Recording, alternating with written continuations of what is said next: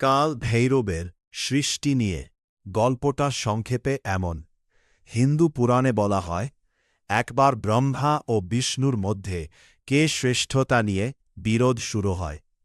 তখন শিব অসীম জ্যোতির স্তম্ভরূপে আবির্ভূত হন এবং তাদের অহংকার ভাঙতে চান। কিন্তু ব্রহ্মা মিথ্যা বলে নিজেকে বড় প্রমাণ করতে গেলে শিব ক্রুদ্ধ হয়ে নিজের ক্রোধ থেকে কাল ভৈরবকে সৃষ্টি করেন। কাল ভৈরব ব্রহ্মার একটি মস্তক ছিন্ন করেন, যার ফলে ব্রহ্মার অহংকার নষ্ট হয়।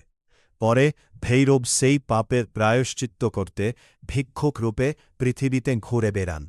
এইভাবেই কাল ভৈরবের জন্ম, শিবের ক্রোধ ন্যায় প্রতিষ্ঠার প্রতীক হিসেবে।